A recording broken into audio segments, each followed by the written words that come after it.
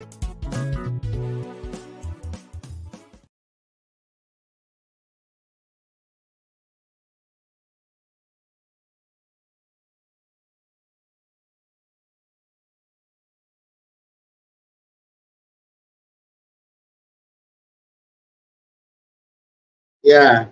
Hi, everyone. Welcome to Shagalinko TV. It's a special edition. Not just special because we're doing Shagalinko today, but special in the sense that we're doing a women's topic. Every time we do women's issue, I'm always excited about that. Now, a lot of times when we talk about women's sexual reproductive health and rights, especially as it borders child spacing, menstrual hygiene, mental health for women who just give birth. It looks sometimes that it's always like a propaganda, women go through a whole lot. During COVID-19, women were caregivers, the frontline workers, so to say. They became emergency nurses in their homes because even hospitals were overwhelmed with patients, And so it just made it necessary for some COVID patients to be managed from the home front. And of course, mothers, women, daughters, sisters were the ones taking care of people who went down with COVID. And today we're looking at dignified menstruation, something that is very, very crucial when it comes to women's sexual and reproductive health and rights. And I have someone who has been in this field for a long time who will do justice to this. But first of all, let me bring her in, and then as we do here, she will introduce herself, tell us a little bit more about herself, and then we'll go on to the topic. But first of all, Dr. Radha, it's good to have you here in spite of your busy schedule. Thank you so much, and welcome to Shagalinko. How are you? Thank you. I'm very fine. Namaste. Salam alaikum. Good morning. Good Thank you afternoon. so much. Good evening. Yeah, so I'll quickly want you to introduce yourself, what you do, and then we'll take the discussions further. Yeah, I will do. Before introduce myself, it's a great honor to have you here. To be here. Thank you very much for having me. I always found difficult to introduce myself. To explain about me is always very challenging.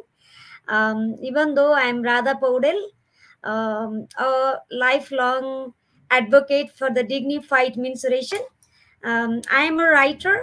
I wrote many books around dignified menstruation, and I also founded the global network called Global South Coalition for Dignified Menstruation. I think that's all for now. And if any of you like to know more about me, my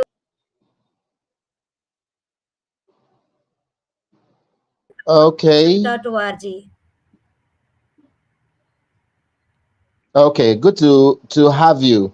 So, when I started, I talked about how the need for women's health should be more in the public. If you tune into the media, what you hear topmost on every media broadcast is politics, and then maybe secondly with entertainment, and then third, you talk about a few issues here and there. Rarely do they talk about women's issues, women's rights. Even for some organizations that talk about women's rights, they are also antagonized by saying you are trying to push women from the normal culture. You're trying to make them too overwise and want to fight men. What is really the issue why we don't talk about women's issues a lot? Very simple, very simple. We talk about women, girls' power, women empowerment, gender equality, human right, climate justice. It is very easy to talk, and these are the very popular issues, popular concerns by the global leaders, global media, and the global big NGOs. But they don't talk about the dignified menstruation, menstrual dignity. Why? does the menstrual dignity is important for the woman's right or woman's health? That kind of things is not considered as important, and then everyone considered, oh, this is a private issue, this is the woman's issue. Oh, it has been happening for a long, so it is not a priority. We have other serious concerns: climate justice, climate crisis, the rape, sexual abuse, or women's participation in politics. The menstruation is not important. That kind of things I have been listening, observing here in Nepal and all around the globe, wherever I involved as a member, as a participant, as a speakers, and so on.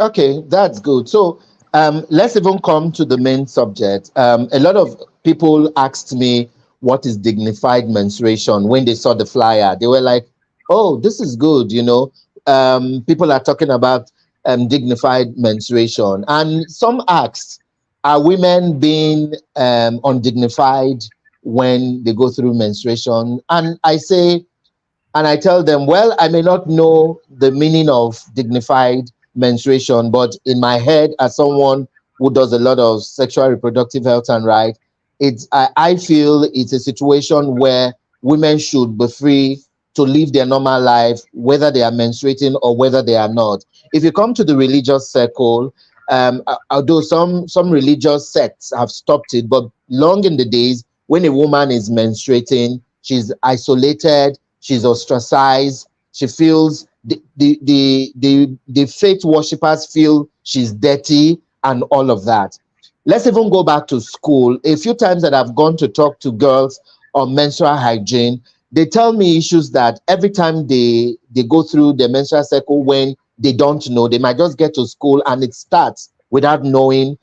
Boys and even girls jeer at them and laugh at them when they see those things. And that was why it really was a nice one for me to learn more too about dignified menstruation. So, you being the expert, how would you tell our viewers in a layman, in a simple term, what dignified menstruation is? Okay, thank you very much. Some extent you have already mentioned what does mean by the dignified menstruation. Before defining the dignified menstruation, we have to know about the menstrual discrimination. Menstrual discrimination is a ranges of practices that includes taboos, stigma, shyness, abuses, violences, deprivation from resources and services of the menstruators throughout the life cycle of the menstruators. This is the menstrual discrimination. And we need to understand menstrual discrimination is practicing across the globe, no matter where we are. Somewhere visible, somewhere not visible, somewhere the long list, somewhere the short list, but in different names, forms, and magnitude, it has been practicing across the globe. No matter whether we are live in Nigeria or Sudan or Nepal or Canada or UK or Australia. It's not about the education. It's not about the developed or developing country. It's not about ethnicity. It's not about religion. It's not about region. The menstrual discrimination is practicing across the globe. This is the fact we have to understand first. Second, in a 76 years history of the human right, that means the Human Rights Declaration came into the action in 1948. So it has already 76 years. And about 60 years history of the development and feminism. Dignified menstruation is a new paradigm to challenge gender, to challenge gender equality, to challenge inclusion and patriarchy. In other words, it is decolonized the menstrual movement and reimagining the feminism. So it is sounded like a little bit vague or very difficult to understand, but in simple words, if there is no any discrimination, as I shared earlier, if there is no any menstrual discrimination between 25 days and the 5 days, or this, if there is the same thing is 25 days of, in a month during the menstruation, this is called the dignified menstruation. Is a very simple way, layman perspective, but we need to consider the menopause as well. During the menopause, So many mensurators experiencing different kinds of discrimination at home, at school, at workplace, and everywhere. That is why it has to goes throughout the life cycle of the mensurators. Here I keep using the word mensurators, non-mensurators. Mensurators means those people who born with the uterus and ovaries, called the mensurators. And likewise, those people who born without the ovaries and the uterus, they call the non-mensurators. So we need to understand both mensurators and non-mensurators born with the menstrual blood. That kind of fact we need to understand while we talk about the dignified mensuration. Likewise, we need to understand the menstrual discrimination play a vital role to construct the unequal power relation and patriarchy since the age of very early age, like 6 to 9 years old, and it goes throughout the life cycle and impacted every moment of the life of the mensurators.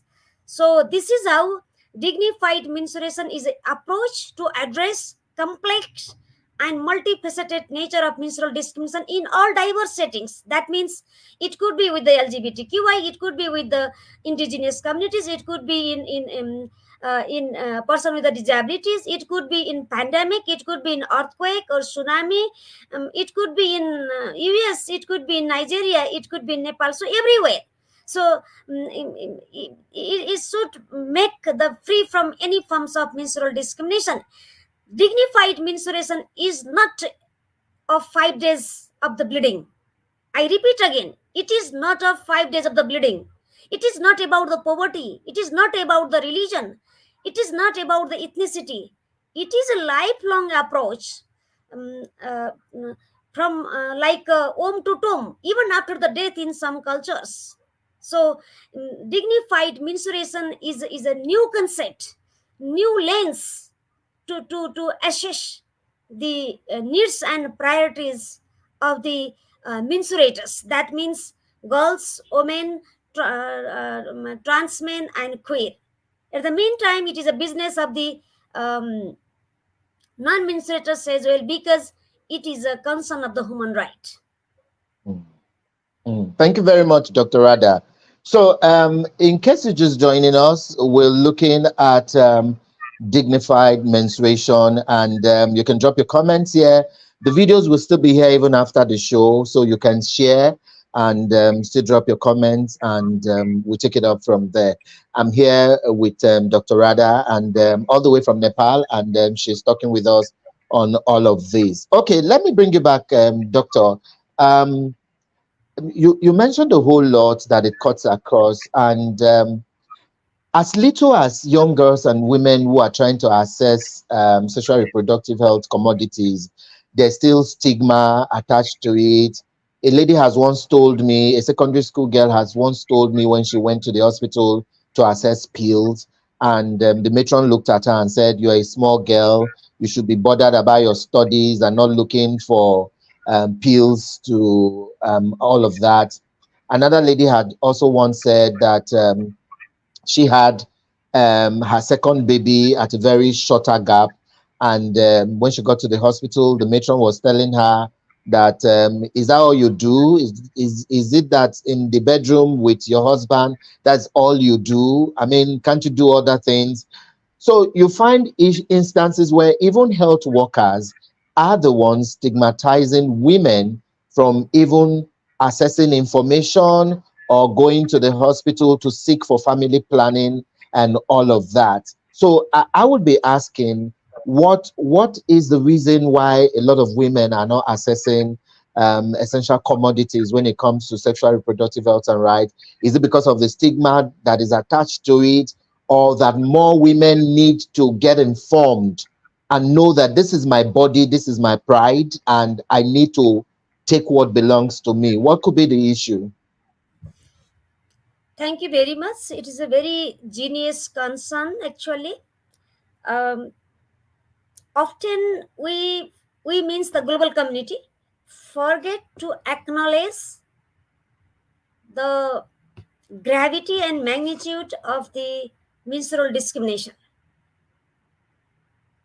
In, as I already shared earlier, in a 76-year history of the human right, we never ever talk about the menstrual discrimination as a violation of the human right. As you shared earlier, since 1930, the family planning services started globally, and this family planning services is continued across the country. Even now, in 27 countries, women has have to take a permission from their husband to use the contraceptive. Why? Because while talking about the family planning, or while talking about the sexual and reproductive rights, we don't talk about the menstruation.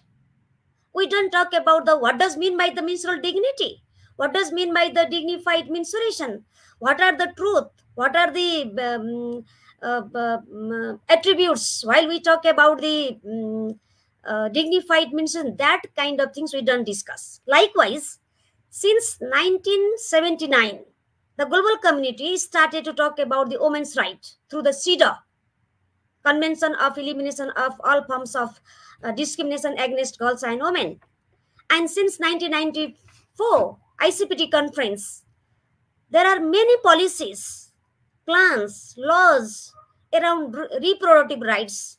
And even today, the pregnancy related complications and unsafe abortion is one of the leading cause of death of the women. Why?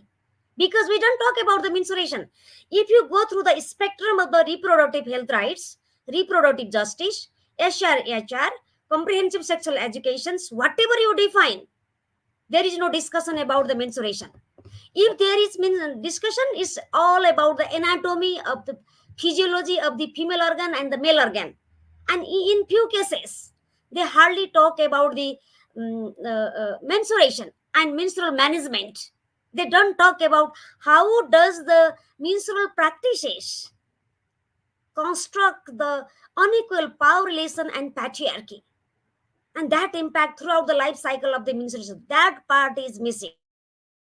Historically, let me give another example. Historically, the campaign for ending child marriage started about a century ago. That was the Sarda Act in 1928 from India, before the separation of the India and Bangladesh. If you see from the UN perspective, the UN started to work around ending child marriage about 60 years ago. Sadly, even today, one third of the girls married before the celebration of their 18th birthday. Why? Because we never talk about the menstrual discrimination or dignified menstruation while doing the activities around ending child marriage. So we need to understand, where are the menstruators? Can we avoid the menstruators? You even now, you are non-menstruators and menstruators. No matter where you are, in NASA, in pandemic, in earthquake, in Iraq and Israel, in Russia and Ukraine, in earthquake in Turkey, everywhere, the menstruators are there. The more than 50% of the population of this planet born with the uterus and ovaries. And we never talk about the menstruation. We never talk how could we make the menstruation dignified. What are the indicators for the dignified menstruation at home, at school, at workplace, at parliament? We never discuss. We have a big conferences, we have a big declaration, we have a big convention, and even the UN is not thinking about the menstrual discrimination. Simply, the UN define the menstrual practices under the traditional harmful practices. How could it be the traditional harmful practices? Traditional harmful practices should apply for particular ethnic group or geography or some religion or something like that. But regardless of the ethnicity, caste, class, religion, region, the country, the menstruators are everywhere. And how could we forget it? Knowingly, unknowingly, The global community, global scientists, the UN, INGOs, academia, media, everyone. We forget to talk about the fact about the menstruation. And that is why we are facing this. Let me give another example. Why right now many countries, particularly in the global south, they focus on these, they are struggling with the sex selective abortion. Why it is happening?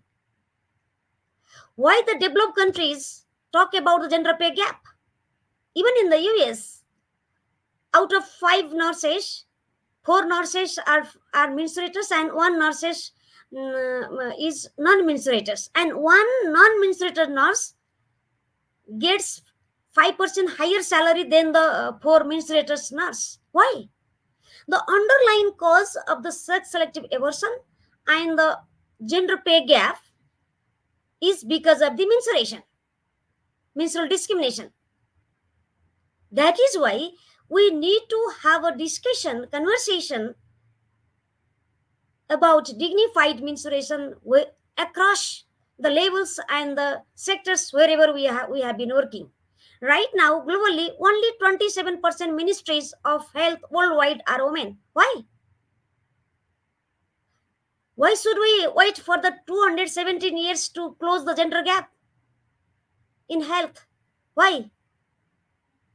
Because we forget the menstruation is been exist here in this universe for 300 millions and 15,000 years, and because of this menstruation we all are surviving and this universe is moving forward, and we need to take care of it with a dignified manner. That fact we have been missing globally. So that is why no matter where we are, we have been experiencing the menstruators treated as subjugated manner everywhere, and they face the different kind of sexual and gender based violence at home, at school, at community, at workplace, including parliament. So if we are really looking for the equal society, justful society, sustainable society, sustainable development society, we need to talk about the dignified menstruation without any condition. Okay. So I got a message here, and it's from Oche Courage. It says, "Nice topic. Watching you from Kano State, Nigeria." And yes, if you're watching us right now and you want to drop a question or a comment, please do that in the comment section. And if you have a question for Dr. Radha, she's also here to respond to your questions. Yeah. Thank you so much, Nice Courage. So, Dr. Radha, let me ask you this again. Um, do we need to go back to the primary schools, the secondary schools, and start teaching young girls on self-confidence and all of that? Because there's a whole lot of I wouldn't say body shaming, but from the few times I've had to talk with teenage girls, there's still a whole lot that's not known about menstrual hygiene and menstrual health. You know, I know in the African context, mothers are saddled with the responsibility of passing down such information to their daughter, but they can only do as much as they know. Many women are in the rural areas, not educated as much as can, and there are a whole lot of myths and assumptions, when it comes to menstruation. So, what do you think we can also do differently? And I will tie this question to what your organization is also doing. What do you think we can do differently in improving the lives of young girls so they can hold their health and their destinies in their hands? Thank you very much. Let me share from the experience from Africa. Global South Coalition for Dignified Menstruation conducted virtual fellowship program last year, and that is why we have a fellows from Nigeria, Tanzania, Malawi, and we also keep doing the webinars, and our speakers were from Sudan, Kenya, so many countries from Africa, from Latin America, from Asia. And then what we learned that the the menstruation, the no one like to talk about the menstruation first. And the second, what we learned that the boys or girls, both boys and girls, or both mensurators and non-mensurators, knew something about menstrual practices since the age of 6. When the let me make a more easy way. When the girls knew about the menstruation at the age of the 6, she started to think that she would have the menstruation when she will like 11 12 years old, and she also has to follow the all restrictions as her mother or aunt or sisters are following right now. Before having the menstruation, like 6 7 years before, she start to think herself as a dirty, disgusting, impure, powerless, inferior. At the meantime, the boys also understand and knew something about menstrual practices from observation, from movie, from their mothers, from their sisters, from their aunts, and they started to think the men are the superior, they are the powerful, they are the pure, they are the strong. So this is how the unequal power relation takes place at home at the age of like 6 to 9 years old, in between 6 to 9 years old. That is why I humbly request to each of you who are listening this interview, don't focus the teenager girls. Don't focus the only girls. Don't focus the only the ruler people or ruler women. It's not about the issue of the ruler women. It's not about the poverty. It's not about the hygiene. It's not about the management. It's not about the health. It's about the dignity. And that is missing. If you really like to make your girls empowered, you need to teach your boys and the girls at home about the menstruation. Global South Coalitions has been trying to develop the songs, rams. For example, B for blood, menstrual blood. I am a boy, I am a girl, I am a transgender.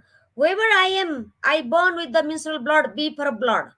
That kind of information we need to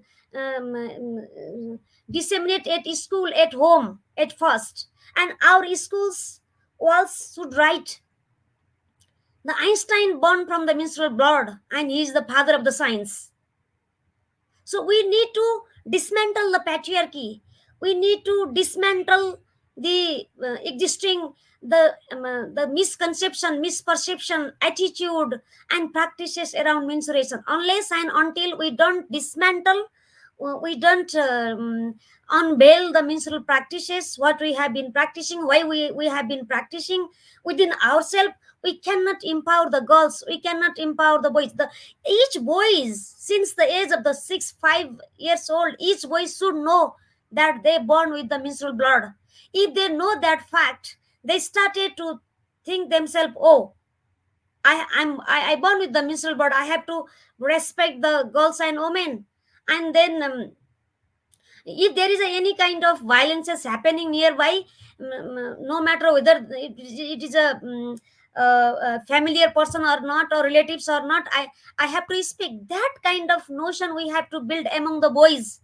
And at the name of the menstrual management, I don't like to use the word of the menstrual hygiene, because if you keep saying the hygiene, hygiene, hygiene, you are imparting the knowledge that the menstrual blood is dirty, menstrual blood is disgusting, menstrual blood is impure, and that is why it has to manage separately. So this is how I prefer to call the menstrual management instead of the hygiene. Month is a menstrual month, and then I appeal to everyone who are celebrating the May 28th is an international menstrual health day, menstrual management day. Please use the word of the menstrual health instead of the hygiene, because if you are really believe in the human right, if you are really believe on justice, if you are really believe on the sustainability, sustainable development, no one leave behind, please use the word of the menstrual health, menstrual management. If you keep saying the menstrual health or menstrual management or period poverty, This concept doesn't dismantle the ranges of the menstrual practices what we have been practicing globally right now. That is why we need to use the word of the menstrual dignity or dignified menstruation. Dignified menstruation helped to rethink, reflect yourself, challenge yourself, change your behavior, change your mindset, and then develop the dignified menstruation friendly home. And if your girl, if your daughter, if your daughter know about her bodily autonomy, if she knows about the menstruation when she was like 5 6 years old, when she would have the menstruation, she will not feel ashamed. She will not feel ashamed because she know this is the pure blood, clean blood, and because of the menstrual blood, this universe is moving. If she knows that way, exactly the same way, the same the grade one students, or the boy who is like 9 years old now, that boy will not teach the girl who has a menstruation, or who have a leaking. So we need to understand. Let me give the example from the Kenya. In the Kenyan government started the free distribution of the menstrual pad in 2017, and in 2019 the one girl, 14 years girl, her name is Jacqueline, committed suicide when the teachers and the boyfriends teach her at school. So distribution of the pad, menstrual pad, is important, but it doesn't guarantee the dignity. That is why we need to think through the dignity lens. Even if you are conducting the project of the menstrual product, or menstrual cup, or menstrual panty, or menstrual management, you need to use the 3P approach, whether your activities are aligned with the dignified menstruation or not. Because you need to align with the dignified menstruation, whether you are aligning with the human right or not. That kind of things is very very important. Global South Coalition proposed the 3P approach. Those who are working on menstrual management or distributing the menstrual product, we encourage them to apply the 3P approach. 3P approach means, first P means person, second P planet, third P is a pocket. First P means the person while using the menstrual product like menstrual panty, or tampon, or menstrual cup, whatever they have been using as their convenience, they should not follow any kind of menstrual discriminatory practices. They must free from any forms of the menstrual discrimination. And at the meantime, they have to understand the pros and cons of each product, and they should have the choice, right to choice to pick up the menstrual product. While we talk about the person, likewise the planet, the none of the our menstrual product should not be burden to the planet. That means no burden to the soil, water, air. It should care to the planet. Right now, most of the menstrual product, most of the product is burden for the planet. The plastic contain, chemical contain, disposable menstrual pad take 200 to 1000 years to decay. And how could we assure the sustainability? How could we take care of the planet? That is why we need to take care of this kind of things. And while we talk about the pocket means the money. In order to locally get the menstrual product, um, the government should take care of, should govern, should develop the indicators whether these products are qualified or not, whether these products are available in a cheap, in a quality manner or not. That kind of things the government has to monitor, and these materials should not brought from America or Canada. We need to empower the local people, local organizations, and then the local people and organization, they can produce the materials like menstrual pad, reusable cloth pad, or cup, or tampon, whatever they like to have it. So the 3P approach is very very important to assure the dignified menstruation, while you are focusing on menstrual management or distributing the menstrual product. This is how we have been working, and we encourage each of you to follow the 3P approach. uh,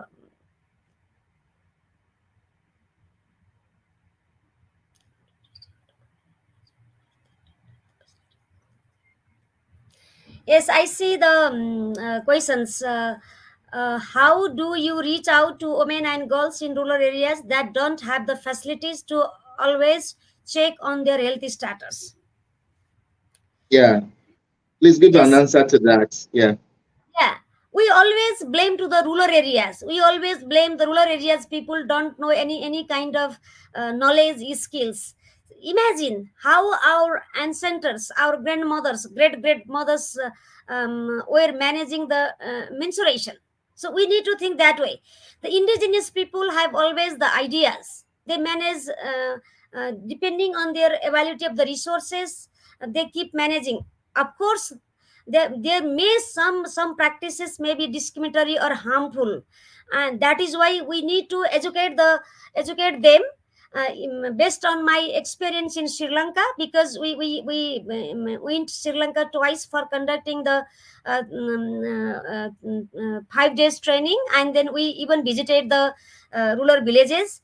So we always like to engage the mothers group, youth groups, the politicians, the media people, and the faith healers. And then we have to discuss about what does mean by the dignified menstruation, why it is important, why it is a human right concern. If you really like to prevent the sexual violence, gender violence, sexual and gender based violence, or rape, or female genital mutilation, or anything else, you need to talk about the dignified menstruation. And then once you see the dignified menstruation as your business, once you start to acknowledge the dignified mission is a cross-cutting issue, no matter whether you are working for climate justice or the agriculture program. If you start to think that way, the automatically you allocate the budget. Local government have to allocate the budget to educate the people, to provide the facilities. We always take a burden to us. Oh, rural people, poor people, they don't know anything else. And what is the responsibility of the government? The government should reach out the rural people, rural areas. And then the people like us, we also support them, facilitate them, and we share the knowledge through the research, through the practices. And that is why the government should not repeat the mistakes or should not waste the time. So we need to collaborate with the government, we need to collaborate with the local partners, local organizations or clubs. If there is no clubs, if there is no partners, if there is no mothers groups, religious groups, let's form the by ourselves. And I strongly believe that in the any kind of village, always there are the few good people. Always among the few good people, there are the few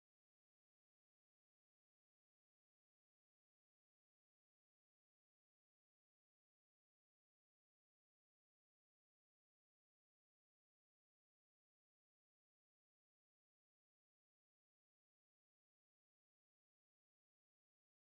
people. Hello, Dr. Radha. Are you there?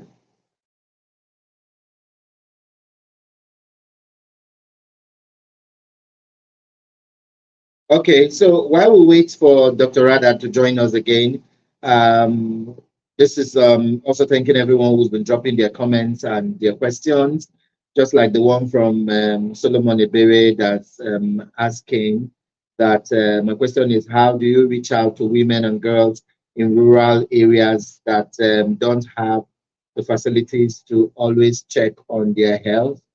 Um, we also have another message from Oche Courage, and it says, nice topic, watching from Kano State, Nigeria.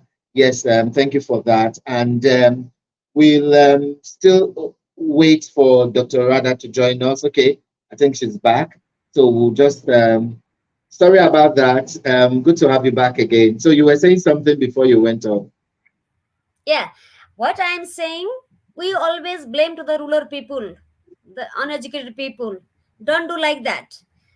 I strongly believe that even in the worst case scenario, the very geographically difficult areas, the people know how to live it, how to manage it. and they have the indigenous knowledge and practices. And if there is no any groups, any clubs like mothers groups, youth groups, we need to form them, we need to educate, we need to mobilize them, and then we can ally with them, and then we can create the movement for the dignified menstruation. Without having the dignified menstruation, we cannot dismantle the menstrual practices, we cannot dismantle the unequal power relation, we cannot dismantle the patriarchy. That is why we need to talk about the dignified menstruation, the fact about the menstruation. The menstrual blood is clean blood, pure blood. Because of the menstruation, this universe is moving forward for last 3 million years. And then for the sexual and reproductive rights, the dignified menstruation as an entry point, as an entrance. So let's talk about the menstrual dignity to achieve the sexual and reproductive rights. Let's talk about the menstrual dignity to organize the program around comprehensive sexual education. Let's talk about the menstrual dignity to achieve the climate justice or agriculture. I have a friend. Right now, we will be publishing the menstrual anthology and few stories from Malawi, Nigeria, Tanzania, Colombia, and then our friend said during the menstruations, the menstruators not allowed to go to the field to harvest the crops. See, and how could they become the nutritious if they don't have the access with the kitchen, if they don't have access with the water supply, water source, if they don't have access with the fruits or vegetables, how could they become the nutritious or healthy, or they can get rid of from the anemia? So it's not about the health, it's not about the education. If you are the working in a sports ministry, how could we bring the more mensurators in a sports, more women, more girls in a sports, if we don't talk about the dignified mensuration? So this is the men's agenda as well. Each boy is man, is politician, is media person have to speak about the dignified mensuration. It's not about only the issue of the women or girls, it's the issue of the everyone, because it is a matter of the human right. And if you see the definition of the UN on sexual and gender-based violence, it says the sexual, emotional, physical, and deprivation from services and resources. It's called the sexual and gender-based violence according to the UN. And see, during the menstruation, the menstruators cannot go to the kitchen, cannot go get the water. So how could we hydrate them? How could we maintain their mobility? The kitchen is a first parliament.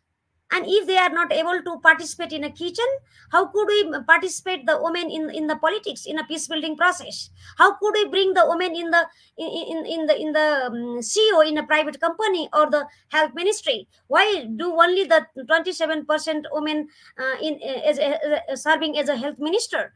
We have to think very critically, because women, oh, she menstruate, she has a mood change, she's in menopause, she is pregnant, so we keep blaming to the women. It's not the matter of the blaming, it's a matter of the pride and the celebration. Because of the menstruation, the reproduction is having in place, and then this universe is moving forward. And then, so this is the very high time we need to change our narratives.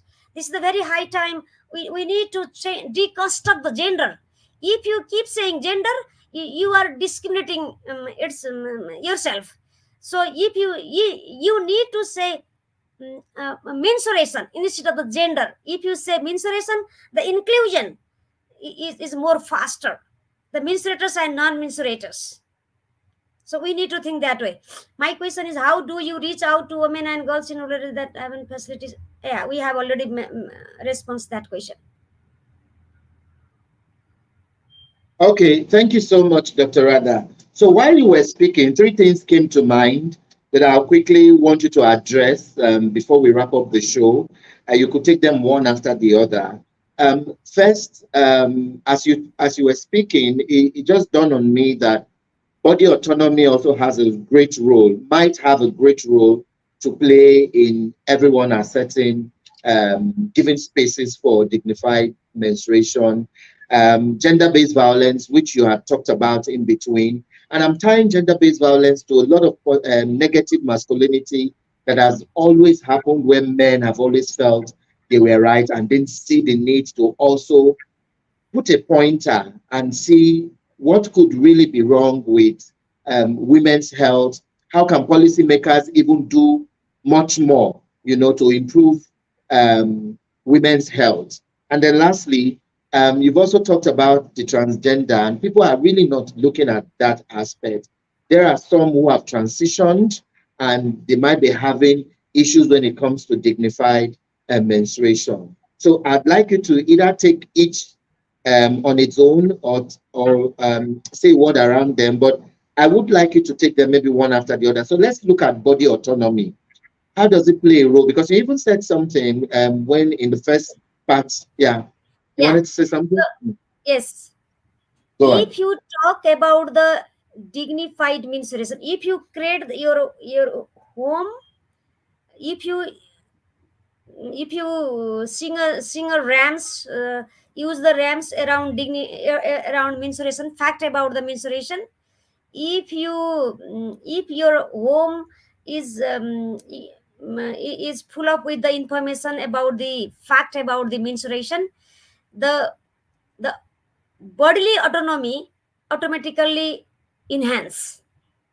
If you start to talk about the menstruation at home, and the negative masculinity is a kind of the again the colonized word. We keep using the big word, gender, masculinity, negative masculinity. Very simple, talk about the menstruation. Tell your son how does he burn. Because of the menstruation he burn, and this menstrual blood is pure blood,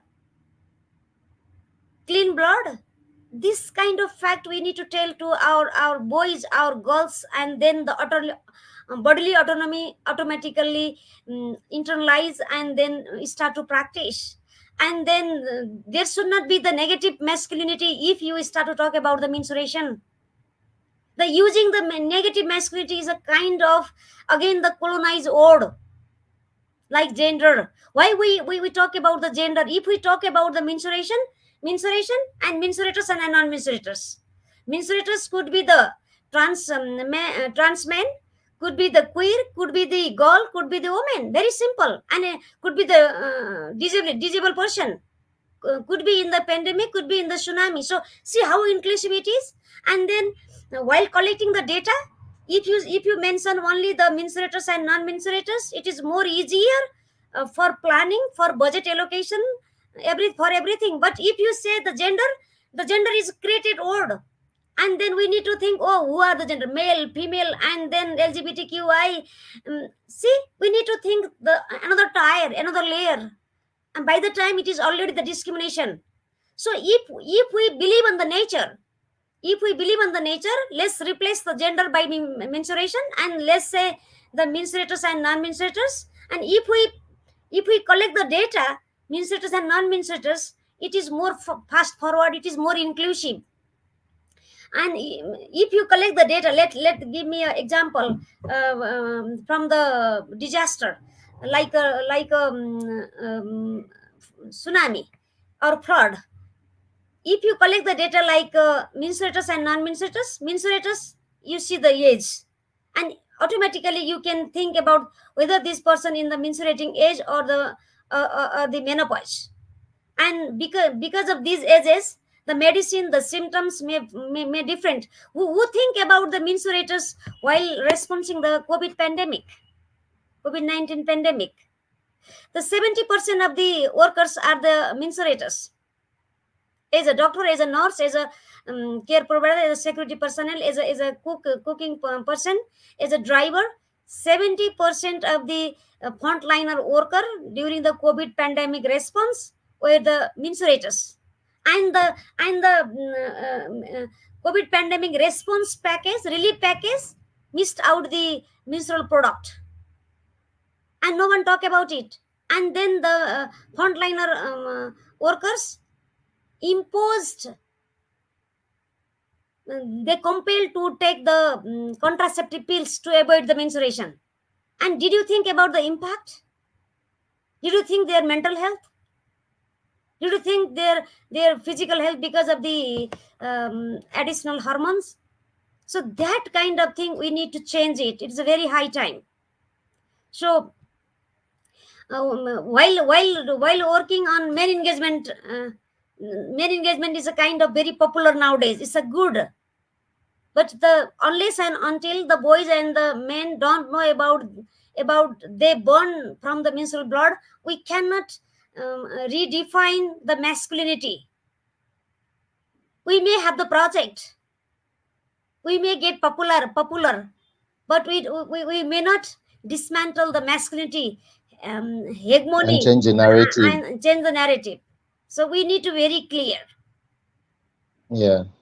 Thank you very much, Dr. Radha. So I know you've talked about your organization, but as we wrap up now, what would you also like to say to the public and to our viewers on what Global South Coalition for Dignified Menstruation is doing, and what do we hope to see in the near future, whether there are collaborations or Yeah. more partnerships to change the narratives? What would you like to say, ma'am? Thank you very much. Usually, the Global South Coalition for Dignified Menstruation is itself to decolonize.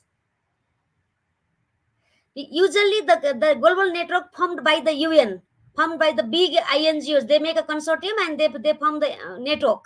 But the Global South Coalition is founded by me, who is the survivor of the menstrual discrimination, who fought throughout the life for making the menstruation dignified. And then it has been doing founded in 2019. It has been conducting the trainings globally, virtually, physically. Virtually we have been conducting right now the virtual fellowship program is announced. If anyone like to join as a virtual fellows, please apply the virtual fellowship program. And in July, upcoming July, we will be conducting the global training on dignified menstruation in Sri Lanka. And we also keep doing the webinars since 2020, fortnightly. If any of you like to talk about the dignified menstruation, if any of you like to organize the orientation program with your colleagues, with your networks, please let us know. We are happy to provide the technical input or speak as a speaker, or even providing the Zoom link and other technical support. And we also developing the reading materials in multiple languages. The mostly the English related information available in YouTube channel called Dignified Menstruation, and the website dignifiedmission.org. You can find the information around dignified mission in English, in French, in Spanish, in German, and we have a plan to translate more. Likewise, we have been doing the policy advocacy. um, Before that, I like to remind you all, December 8th we initiated as a International Dignified Menstruation Day since 2019. And upcoming December will be the 6th International Dignified Mission Day, and this year we will be celebrating in US, Boston. So if any of you like to join virtually, physically, please let us know. And then we also keep submitting the petition to the UN General Secretary to endorse the 8th December as an International Dignified Mission Day. The General Secretary, Antonio Guterres, visited last October here in Nepal, and then we submitted the petition to endorse the 8th December as an International Dignified Mission Day. And then, if any of you like to get the membership of the Global South Coalition, there is a membership in our website. There is a sub menu for the membership. It is a free, and it is a half-minute business. So please fill out the information. Once you get the member, you will get the technical support in proposal writing, the training, the research, and also the reading materials. And you also get the opportunity to participate in the global platform as a speaker on behalf of the Global South Coalition. And also the you can fight, you can contest for the steering committee member. Every three years we will have the new steering steering committee members, so you can get that as well. And then publication, I have already mentioned, we have the training manual. First time at the globally, we have the training manual on dignified menstruation, which is available in website and Amazon as well. So if you Google it like dignified menstruation or books from Radha Paudel, you can find the books in Amazon as well. And we have been doing the research in partnership with the international universities like University of East London, University in Switzerland. We also keep writing the songs for the children to change the narratives around the menstruation, masculinity, patriarchy, and everyone. And I request everyone, no matter whether you are joining from government or media or the NGO or donor or academia, wherever you are, whatever capacity you have, please talk about the menstrual dignity or dignified menstruation.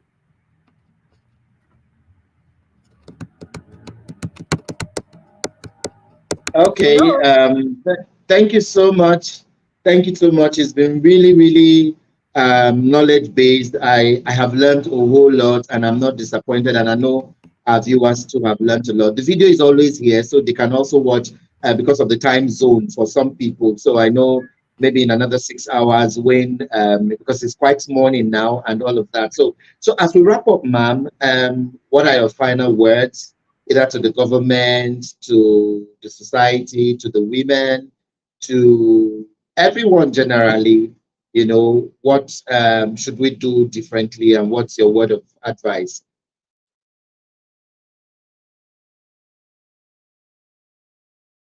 Hello, ma. Hello, ma. Are you there? Okay. We'll wait for Dr. Radha again and see if she will join us.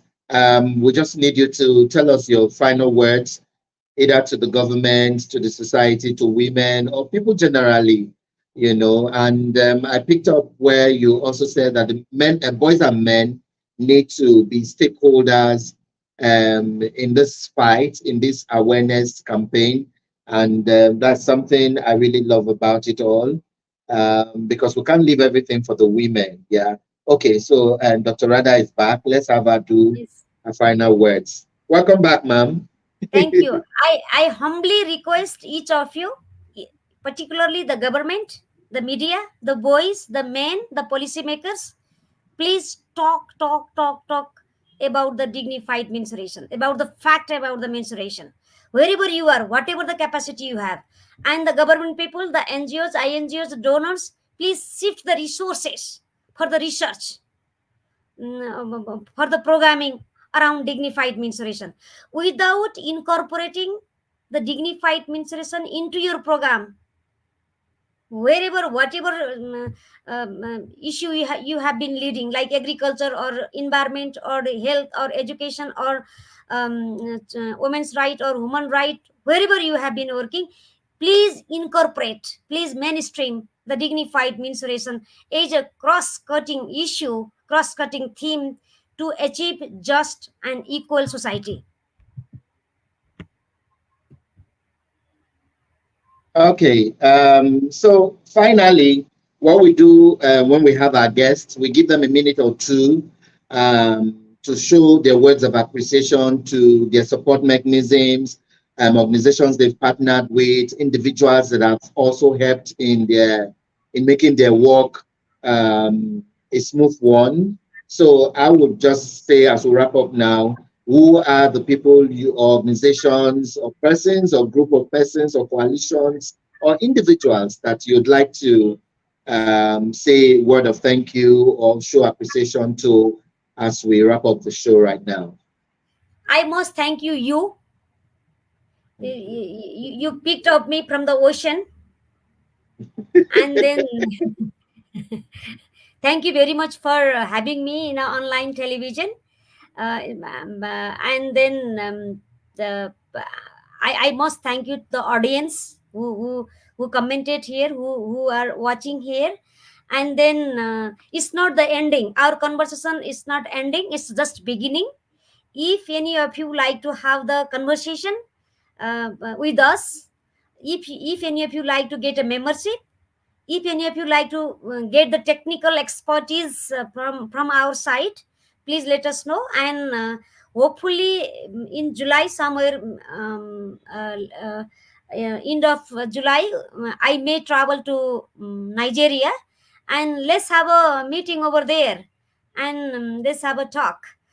Because we need to, unless and until we don't talk about the menstrual dignity, we cannot get the just full society.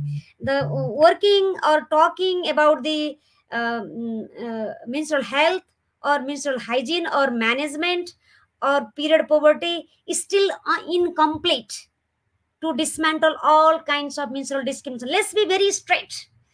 Let's touch the nose like this directly, not try to touch like this way. Let's try to touch here directly, and let's rejoice the nature. Menstruation is nature. The nature, the god required it, and that is why it made it. That is why let's